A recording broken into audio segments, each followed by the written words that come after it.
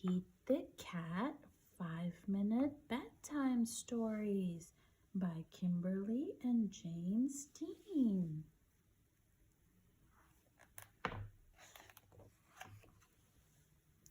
1, 2, 3, 4, 5. Pete the Cat and the Treasure Map. Page number 65. Here we are at 27. Here we are at 43.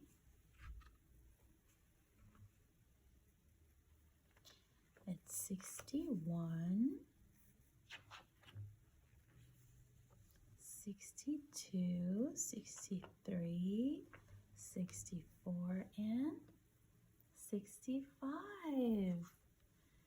Pete the Cat and the Treasure Map.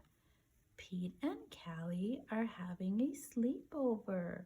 Hey Dad, Pete says, how about a groovy bedtime story? Pete's dad smiles. You bet, he says.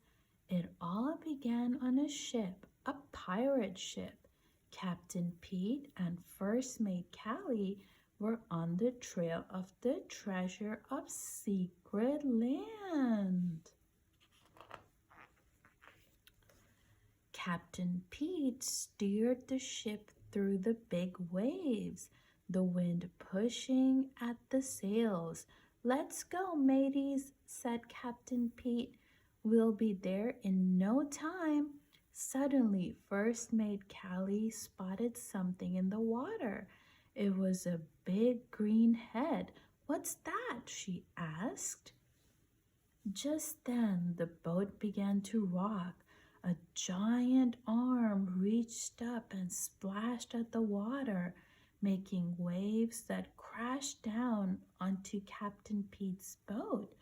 Arr! Yelled the crew. It's a monster! Run for your lives! But did Pete worry? Not at all. He knew just what to do. Captain Pete raced below decks. When he came back, he was holding his guitar.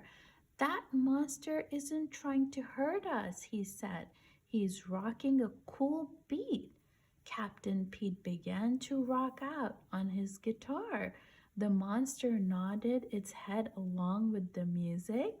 Then it began to splash its arms in the time to the music. See, said Captain Pete, he's not a scary sea monster at all. He's an awesome sea drummer. Oh no, First Mate Callie shouted as it started to rain.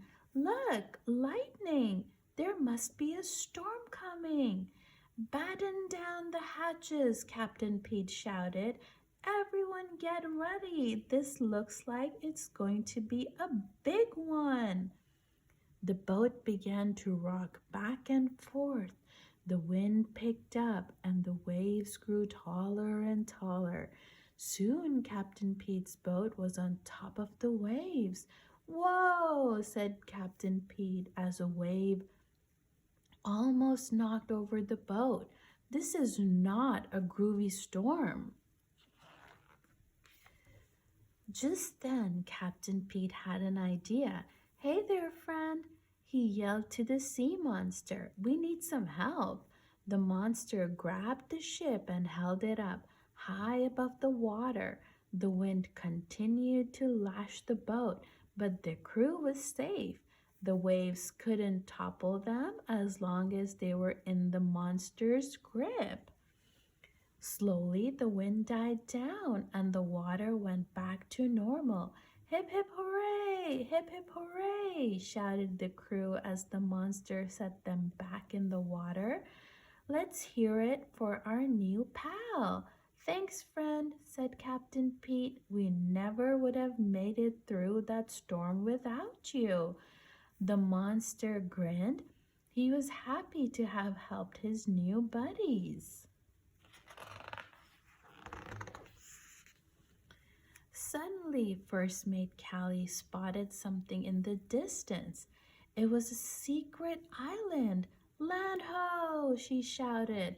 The pirates rushed to look over the side of the boat. All that wind had moved them to exactly where they wanted to be. On the beach, Pete found his friend Grumpy Toad. He was surrounded by a glittering pile of treasure. Ahoy, mateys, called Grumpy Toad. I see you found my treasure map. I wanted to keep all of this treasure for myself, but it's no fun if there's no one to share it with. Come join me. There's plenty to go around.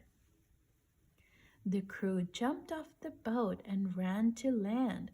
Thanks, Grumpy Toad, they shouted, but Captain Pete wasn't happy.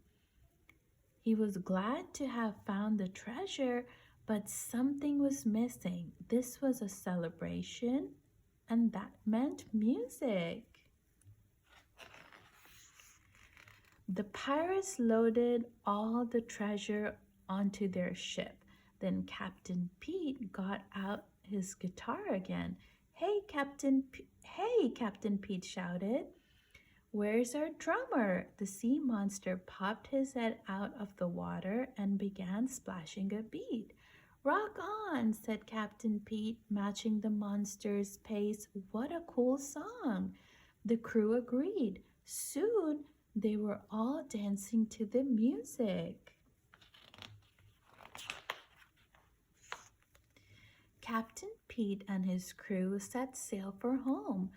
Dad finished. Their adventure was over, and so is your bedtime story. Time for bed. Pete smiled to himself as he drifted off to sleep. A pirate's life for me. What an adventure that would be. Good night, everyone. See you in the next story.